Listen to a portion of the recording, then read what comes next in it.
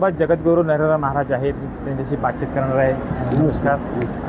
मोठ्या प्रमाणात संप्रदायाचा विकास आहे हा चाललेला आहे आणि जगातली लोक आज मोठ्या प्रमाणामध्ये भारतामध्ये येत आहेत आणि संस्कृतीचा अभ्यास करत आहे. कशा प्रकारे ह्याकडे सगळं पाहत आहे, कारण ही संख्याही वाढते आणि आपणही विदेशात या संदर्भातलं प्रवचन देत आहे. नाही की जगामध्ये जी अराजकता माजलेली आहे, ही अराजकता जर संपवायची असेल तर भारतीय संस्कृती पूर्ण विश्वभर पसरणं गरजेचं आहे.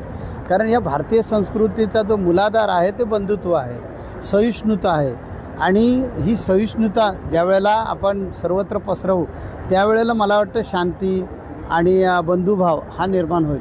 आज संपूर्ण जग युद्धाच्या खाईमध्ये खेचलं जातं आहे. तिसरं महायुद्धाची ठिणगी कधी पडेल हे सांगता येणार नाही, अशी परिस्थिती आहे. आणि अशा परिस्थितीमध्ये जर लोकांवर संस्कार झाले तरच हे थांबू शकेल.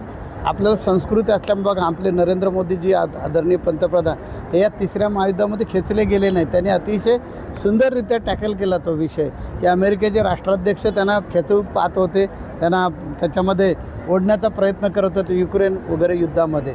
परंतु त्यांनी रूस युक्रेन युद्धामध्ये त्यांनी असं एकदम म्हणजे व्यवस्थित प्रकारे निर्णय जो घेतला त्याचं कारण आहे संस्कार. आमच्या ऋषीमुनींचे संस्कार आमच्या संस्कृतीवर असल्यामुळे बंधुभाव जो आहे तो आणि शांतता जगभर. कारण नरेंद्र मोदींनीच सांगितलं युद्धानं कधी थांबत नाही, तहाची बोलणी करावी लागतात. आणि युद्ध हा त्याच्यावर शांतीवर उत्तर नाही आहे. त्यामुळे शांती जर पाहिजे असेल तर मन मोठं करावं लागेल आणि प्रत्येक जगातल्या माणसाला सगळ्यांना सुखी जगण्याचा अधिकार आहे हे मान्य करावं लागेल. हे मोदीजी का बोलू शकले तर आमचे भारतीय संस्कार जे आहेत ते फार महत्त्वाचं मोलाचं काम करतात. म्हणून जगभर ही जी हिंदू संस्कृती आहे ती कशी पसरेल हा आम्ही सर्व आचार्यांनी प्रयत्न केला. पण विदेशातली लोक देखील आता मोठ्या प्रमाणामध्ये भारतीय संस्कृतीचा अभ्यास करत आहेत, संशोधनाच्या दृष्टिकोनातून बघत आहेत, अध्यात्माकडं वळत आहेत. बरोबर. आणि आपल्याकडचा एक करताना दिसतो ही तफावत जी आहे ही कधी दूर होईल का? कसं असतं की जे राम असतो त्यावेळेस रावण असतो, त्या कृष्ण असतो त्या कंस पण असतो. त्याच्यामुळे आपली संस्कृती जी आहे ती आम्हाला कळली नाही, म्हणून आम्ही पुरोगमाच्या नावाखाली धिंगाणा घालतो. मी त्याला धिंगाणा शब्द विचारपूर्वक वापरलेला आहे. आमचा धिंगाणा चालू झालेला आहे कारण आम्हाला त्या अध्यात्मातलं विज्ञान कळलेलं नाही आणि म्हणून आपण ते सगळं बुरसट आहे, अंधश्रद्धा आहेत वगैरे वगैरे म्हणतो. पण अध्यात्मामध्ये विज्ञान आहे, अध्यात्मामध्ये सामाजिक दृष्टिकोन आहे, अध्यात्मामध्ये भविष्य आहे. हे ज्यावेळी आमच्या या पुरोगामी विचाराच्या मंडळींना कळेल तेव्हा अध्यात्म मनशांती देऊ शकतं.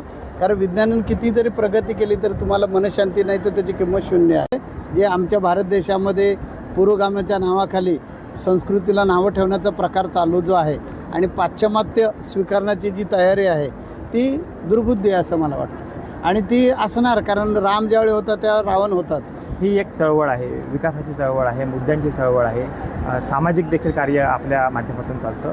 सुरुवातीचा जो काळ होता त्या काळामधून केलेलं काम, त्यावेळेचा काळ कसा होता आणि आता कुठपर्यंत भरारी घेताय तुम्ही? सुरुवातीपासून जे आहे ते मी अध्यात्माच्याच मार्गावर चाललो आणि आध्यात्मिक मार्गावर चालत असताना अडचणी येतच राहणार. झाडावर पिकलेलं फळ असतं त्याच्यावरच कोणतरी दगड मारतो. मलाही विरोध झाला, दाभोळकरांनी मलाही विरोध केला कारण मी अंधश्रद्धा पसरवतो असा त्यांचा एक समज होता. परंतु आमचं सांगणं आहे की तुम्ही भक्ती करा. आज हा एवढाच जनसमुदाय का जमा झालेला आहे तर त्यांना काहीतरी एक मनशांती मिळते, आनंद मिळतो. मग मी भक्ती का करा ते जे सांगायचं ते दाभोळकरांच्या कधी लक्षात आलं नाही. माझं सांगणं आहे की भक्ती यासाठी केली पाहिजे, देव प्रसन्न होण्यासाठी भक्ती नाही करायची. देव तुम्ही पण आहात, मी पण देव आहे, सगळं चराचरच देव आहे. आम्ही जे रामानंदाचार्य आमचा विशेष सिद्धांतच हे सांगतो सगळ्यामध्ये देव आहे. मी भक्ती ह्यासाठी सांगतो की आपल्याला संयम, जीवन जगण्यासाठी संयम आवश्यक आहे, समयसूचकता आवश्यक आहे, प्रगल्भता आवश्यक आहे, साधकबाधक विचार करण्याची क्षमता आवश्यक आहे, नेतृत्व करण्याचे गुण आवश्यक आहे, खिलाडू वृत्ती आपल्यामध्ये असणं आवश्यक आहे. ह्या सर्व गोष्टी आपल्या अंतःकरणात आहेत आणि ह्या अंतःकरणातल्या गोष्टी जर फुलवायच्या असतील तर एकाग्रतेचा व्यायाम घेतला पाहिजे आणि तो एकाग्रतेचा व्यायाम म्हणजे भक्ती. महाराज, कुंभमेळाव्याच्या वेळेला आपण गेला होता आणि जो तिथला प्रतिसाद जो पाहिला त्याच्यानंतर नरेंद्र महाराज हे जवळपास जगाला गेले, कसा अनुभव होता तो पहिला? कुंभमेळ्यामध्ये ह्या आता प्रयागच्या कुंभमेळ्यामध्ये पण डरेंगे तो मरेंगे मी आवाज उठवला आणि त्याच्यामुळे जोरात सगळीकडे हे झाला. सनातन सात्विक आहे पर कायर नाही ही माझी दुसरी घोषणा होती. त्याच्यानंतर जो वक्फ बोर्ड आहे त्या वक्फ बोर्डाबद्दल मी आवाज उठवला.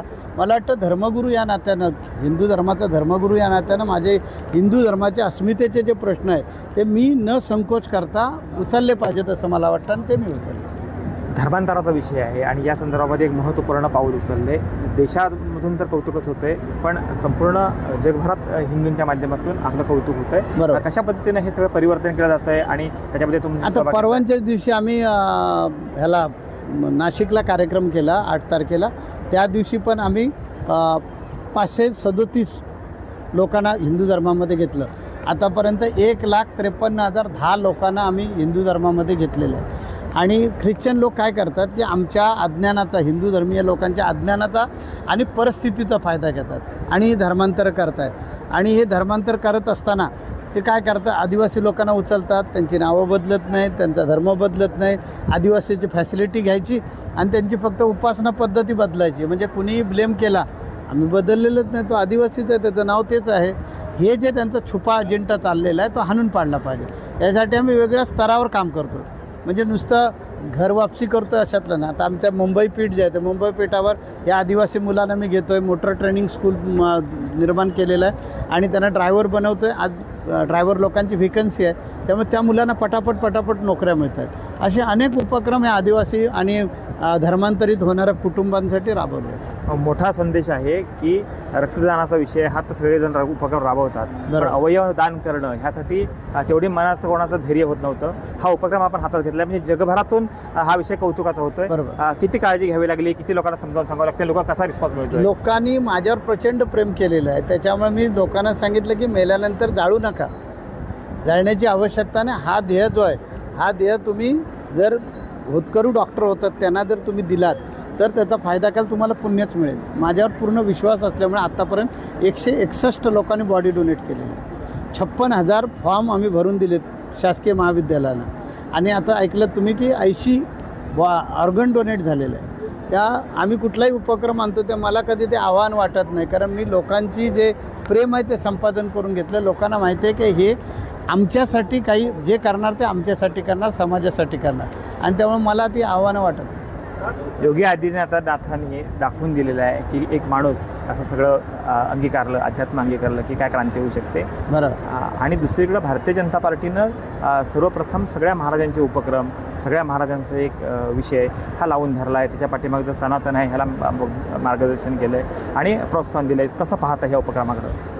BJPनं आपली संस्कृती जोपासलीच पाहिजे, कारण BJPचं जे कोर आहे त्यांचा हिंदुत्व हा अजेंडाच आहे ना. हिंदुत्वासाठीच ते काम करत आहेत आणि त्यामुळे BJPनं सर्व साधू संतांबरोबर वेगळे उपक्रम राबवले तर मला त्याचं काही कौतुक वाटत नाही. त्यांनी केलेच पाहिजे ना.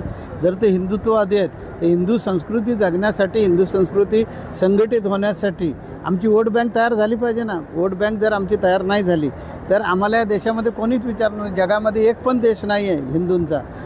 मी घोषणा हिंदू धर्म खतरे में ही माझी घोषणा आहे. तर हिंदू धर्माला वाचवायचं असेल तर हिंदू धर्माला संघटित केलं पाहिजे.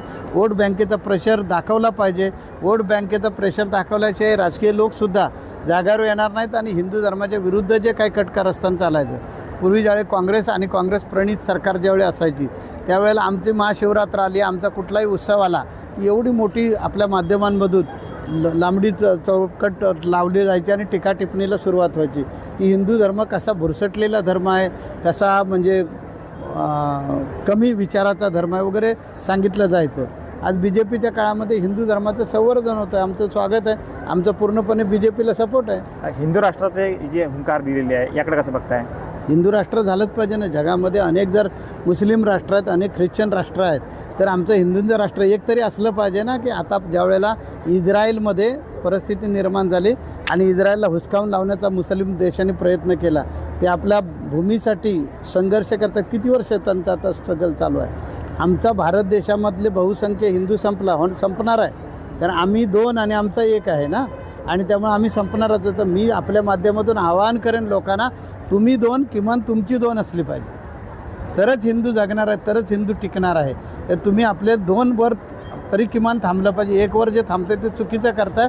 हिंदूंची लोकसंख्या झपाट्यानं कमी होत चालली आणि मुसलमानांची लोकसंख्या वाढत चालली.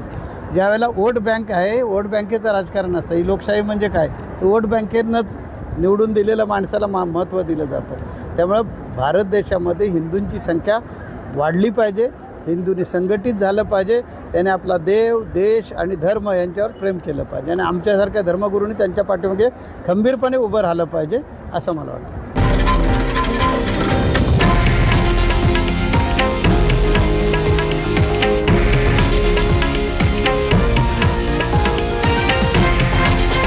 हे आहे देशातील नंबर 1 न्यूज नेटवर्क आणि आपण पाहत आहात TV9 मराठी, एकमेव.